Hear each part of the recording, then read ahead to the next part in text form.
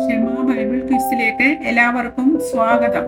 സേവികാ സംഘം കലാമത്സരം മോഡൽ ചോദ്യങ്ങൾ 2025-2026 part 2. Rahab എങ്ങനെയാണ് ഒറ്റുനോക്കുകാരെ അവളുടെ വീട്ടിൽ നിന്ന് താഴെ ഇറക്കിയത്? കിളിവാതിലിലൂടെ ഒരു കയറ് കെട്ടി ഇറക്കി. യോശുവ 2:15. യോശുവ യോർദാനിൽ നിന്ന് എടുത്ത 12 കല്ല് എവിടെയാണ് നാട്ടിയത്? ഗിൽഗാലിൽ. യോശുവ 4:20. യഹോവ അമ്മോര്യരെ ഇസ്രയേൽ മക്കളുടെ കയ്യിൽ ഏൽപ്പിച്ചു കൊടുത്ത ദിവസം യോശുവ യഹോവയോട് സംസാരിച്ച് ഇസ്രയേൽ മക്കൾ കേൾക്കെ പറഞ്ഞതെന്ത്? സൂര്യ, നീ ഗിബയോനിലും ചന്ദ്ര, നീ അയ്യാലോൻ താഴ്വരയിലും നിൽക്ക എന്ന് പറഞ്ഞു. ഗിബയോനെ നശിപ്പിക്കേണ്ടതിന് അവർക്കെതിരെ യുദ്ധം ചെയ്യാൻ നേതൃത്വം കൊടുത്തതാര്? യെരുശലേം രാജാവായ അദോനി സേദക്. യോശുവ 10:3. യോശുവ ഏതെല്ലാം ദേശങ്ങൾ ജയിച്ചടക്കി എന്നാണ് ആസോർ രാജാവായ യാബീൻ കേട്ടത്? കാദേശ് ബർനെ മുതൽ ഗസ്സ വരെയും ഗിബയോൻ വരെയും ഗോശൻ ദേശമൊക്കെയും.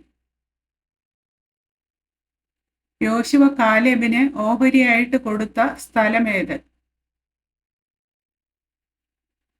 ഹെബ്രോൻ. യോശുവ 15:13. യോശുവ എരിഹോവിനു സമീപത്ത് ഇരിക്കുമ്പോൾ തല ഉയർത്തി നോക്കിയപ്പോൾ ആരെ കണ്ടു? ഒരാൾ കയ്യിൽ വാൾ ഊരിപ്പിടിച്ചുകൊണ്ട് അവന്റെ നേരെ നിൽക്കുന്നത് കണ്ടു. യോശുവ 5:13.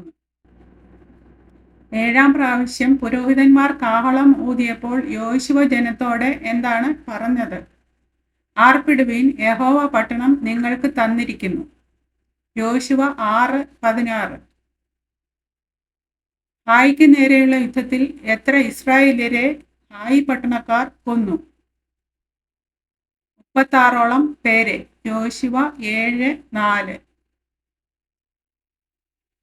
ഗിബയോൻ നിവാസികൾ ആരായിരുന്നു?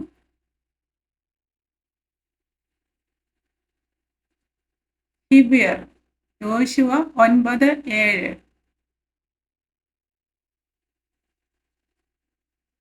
ഹായിക്ക് അരികെയുള്ള പട്ടണം ഏതാണ്? ബേഥേൽ. യോശുവ 12:9. തപ്പൂഹ ദേശം മനശ്ശെക്കുള്ളതായിരുന്നു എങ്കിലും മനശ്ശെയുടെ അതിരിലുള്ള ഏത് പട്ടണം എഫ്രൈമർക്കുള്ളതായിരുന്നു? തപ്പൂഹ പട്ടണം. യോശുവ 17:8.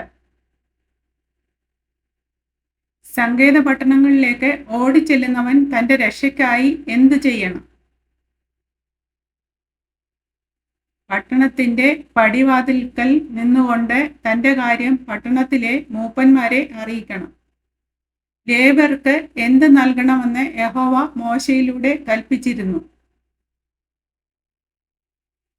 പാർപ്പാൻ പട്ടണങ്ങളും അവരുടെ കന്നുകാലികൾക്ക് പുൽപ്പുറങ്ങളും. യോശുവ 21:2.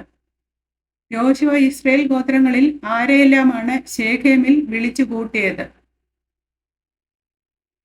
ഇസ്രയേലിന്റെ മൂപ്പന്മാരെയും തലവന്മാരെയും ന്യായാധിപന്മാരെയും പ്രമാണികളെയും. യോശുവ 24:1. ദേശത്തുകൂടി സഞ്ചരിച്ച് തങ്ങൾക്ക് അവകാശം കിട്ടേണ്ട പ്രകാരം കണ്ടെഴുതി യോശുവയുടെ അടുക്കൽ മടങ്ങി വരേണ്ടതിന് ഓരോ ഗോത്രത്തിൽ നിന്നും എത്ര പേരെ നിയമിപ്പീൻ എന്ന് യോശുവ നിർദ്ദേശിച്ചു? 3 പേരെ. യോശുവ 18:4. യഹൂദ മക്കൾക്ക് നീക്കിക്കളവാൻ കഴിയാതിരുന്നവർ ആരാണ്? യെരുശലേമിൽ പാർത്തിരുന്ന യെബൂസ്യരെ. യോശുവ 15:63. സെബൂലൂൻ ഗോത്രം എവിടെ പാർത്തിരുന്ന കനാന്യരെ നീക്കിക്കളഞ്ഞില്ല? കിത്രോനിലും നഹലോലിലും. ന്യായാധിപന്മാർ 1:30. എഗ്ലോൻ നിമിത്തം ഇസ്രയേൽ മക്കൾ യഹോവയോട് നിലവിളിച്ചപ്പോൾ യഹോവ അവർക്ക് ഏത് ന്യായാധിപനെ രക്ഷകനായി എഴുന്നേൽപ്പിച്ചു? ബെന്യാമീനായ ഗേരയുടെ മകനായ യേഹൂദിനെ. ന്യായാധിപന്മാർ 3:30. ദബോര ബാരാക്കിനെ ഏതു സ്ഥലത്തു നിന്നാണ് വിളിപ്പിച്ചത്? Kedesh Naphtali. ന്യായാധിപന്മാർ 4:6. യഹോവയുടെ ദൂതൻ ഗിദെയോനെ എങ്ങനെ അഭിസംബോധന ചെയ്തു? അല്ലയോ പരാക്രമശാലിയെ, യഹോവ നിന്നോടുകൂടെ ഉണ്ട് എന്ന് പറഞ്ഞു. ന്യായാധിപന്മാർ 6:12. ഘനമേറിയ മനോനിർണയങ്ങൾ ഉണ്ടായതെവിടെ? രൂബേന്റെ നീർച്ചാലുകൾക്കരികെ.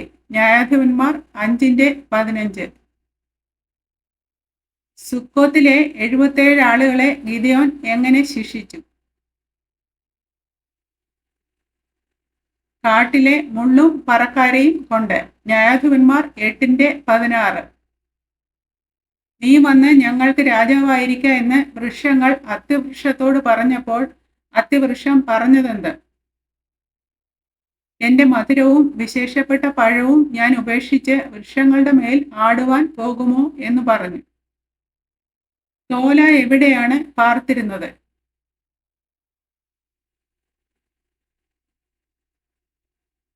എഫ്രൈം നാട്ടിലെ ശാമീരിൽ. ന്യായാധിപന്മാർ 10:1. ആരാണ് ആണ്ടുതോറും 4 ദിവസം ഗിലെയാദ്യനായ ഇഫ്താഹിന്റെ മകളെ കീർത്തിപ്പാൻ പോകുന്നത് ഇസ്രയേലിൽ ഒരു ആചാരമാക്കിയത്? ഇസ്രയേലിലെ കന്യകമാർ. ന്യായാധിപന്മാർ 11:40. തോഴന്മാരോട് ശിംശോൻ പറഞ്ഞ കടങ്കഥ എന്ത്?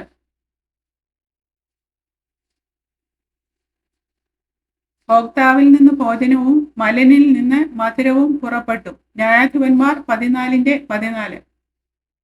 ശിംശോൻ കഴുതയുടെ താടിയല് എറിഞ്ഞു കളഞ്ഞ സ്ഥലത്തിന് എന്തു പേരായി? രാമത്ത് ലേഹി. ന്യായാധിപന്മാർ 15:17. ശിംശോനെ ഗസയിലേക്ക് കൊണ്ടുപോയതിനു ശേഷം ഫെലിസ്തർ അവനോട് എന്തു ചെയ്തു? ചെമ്പുചങ്ങല കൊണ്ട് ബന്ധിച്ചു. അവൻ കാരാഗൃഹത്തിൽ മാവ് പൊടിച്ചുകൊണ്ടിരുന്നു. ന്യായാധിപന്മാർ 16:21. മീഖാവിന്റെ അമ്മ 200 വെള്ളിപ്പണം എടുത്ത് തട്ടാന്റെ കയ്യിൽ കൊടുത്ത് അതുകൊണ്ട് എന്താണ് ഉണ്ടാക്കിച്ചത്? കൊത്തുപണിയും വാർപ്പുപണിയുമായ ഒരു വിഗ്രഹം ഉണ്ടാക്കി. ന്യായാധിപന്മാർ 17:4. ദേശം ഒറ്റുനോക്കി പരിശോധിക്കേണ്ടതിന് ദാന്യർ തങ്ങളുടെ കൂട്ടത്തിൽ നിന്ന് പരാക്രമശാലികളായ 5 പേരെ എവിടെ നിന്നാണ് അയച്ചത്? സോരയിൽ നിന്നും എസ്തായോലിൽ നിന്നും. ന്യായാധിപന്മാർ 18:2. ബെന്യാമീന്യരിൽ ഈ ജനത്തിലെല്ലാം ഇടത് കയ്യന്മാരായ എത്ര ബിരുദന്മാർ ഉണ്ടായിരുന്നു? 700 ബിരുദന്മാർ. ന്യായാധിപന്മാർ 20:16. സുവിശേഷം മുമ്പ് കൂട്ടി വാഗ്ദത്തം ചെയ്തത് എവിടെയാണ്? വിശുദ്ധ രേഖകളിൽ.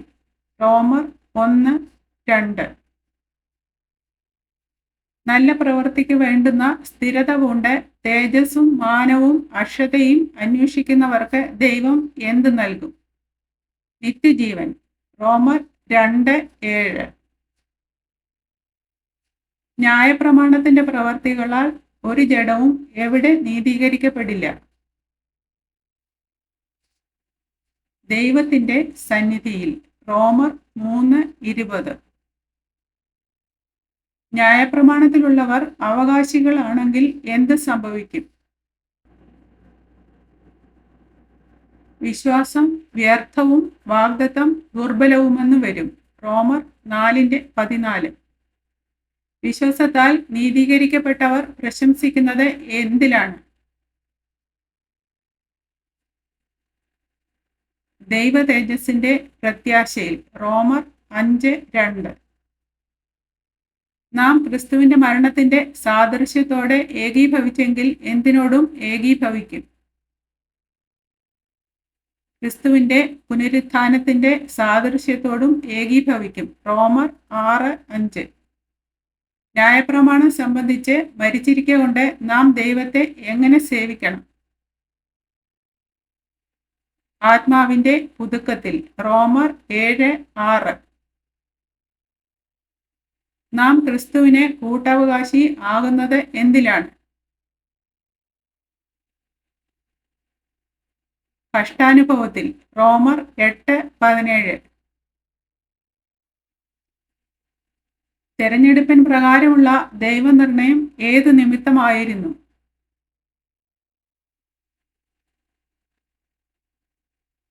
വിളിച്ചവന്റെ ഇഷ്ടനിമിത്തം. റോമർ 9:12. വചനം ഒരുവന് സമീപമായി ഇരിക്കുന്നതെവിടെ? ഒരുവന്റെ വായിലും ഹൃദയത്തിലും. റോമർ 10:6. വിടുവിക്കുന്നവൻ യാക്കോബിൽ നിന്ന് മാറ്റുന്നതെന്ത്? അഭക്തിയെ. റോമർ 11:27. ഒരാൾ അധികാരികൾക്ക് കീഴടങ്ങേണ്ടത് എന്തുകൊണ്ട്?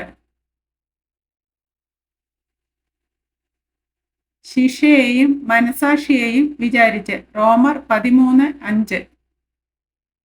കർത്താവായ യേശുവിൽ പൗലോസ് അറിഞ്ഞും ഉറച്ചും ഇരിക്കുന്ന സംഗതി എന്ത്? യാതൊന്നും സ്വതവേ മലിനമല്ല എന്ന്. റോമർ 14:14. ക്രിസ്തുവിന്റെ സുവിശേഷ ഘോഷണം അറിയിക്കുന്നതിൽ പൗലോസ് അഭിമാനിക്കുന്ന കാര്യം എന്ത്? ക്രിസ്തുവിന്റെ നാമം അറിഞ്ഞിട്ടില്ലാത്തവരുടെ ഇടയിൽ അറിയിച്ചതിനാൽ. പൗലോസ് എവിടെ നിന്ന് എവിടെ വരെ ചുറ്റി സഞ്ചരിച്ച് ക്രിസ്തുവിന്റെ സുവിശേഷ ഘോഷണം പൂരിപ്പിച്ചു? യെരുശലേം മുതൽ ഇല്യൂരിയ ദേശത്തോളം. റോമർ 15:20. ദൈവം ആരെയാണ് യേശു മുഖാന്തരം തന്നോടുകൂടെ വരുത്തുന്നത്? നിദ്ര കൊണ്ടവരെ. 1 തെസ്സലോനിക്കർ 4:14. യെരുശലേമിൽ പാർത്തിരുന്ന പ്രവാചകി. ഹുൽദ പ്രവാചകി. 2 ദിനവൃത്താന്തം 34:22. ആഭിചാരം പോലെ ദോഷകരമായ പാപം ഏത്?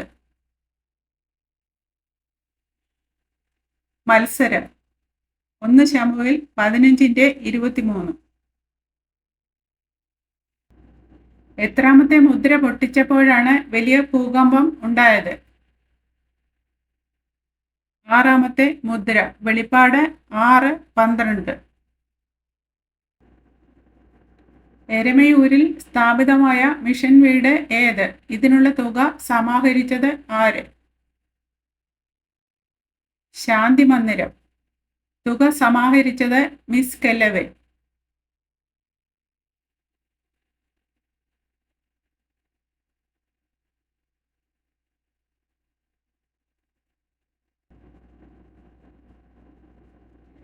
കേന്ദ്ര സേവികാ സംഘ ദിനമായി ആചരിക്കുന്നത് ഏത് ഞായറാഴ്ചയാണ്? സെപ്റ്റംബർ 2-ാം ഞായറാഴ്ച.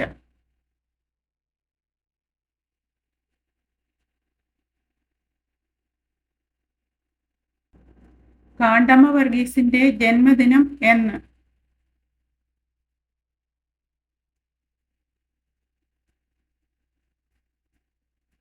ജൂൺ 30, 1876. ചോദ്യങ്ങളും ഉത്തരങ്ങളും ഇവിടെ അവസാനിക്കുന്നു. ദൈവം എല്ലാവരെയും അനുഗ്രഹിക്കട്ടെ.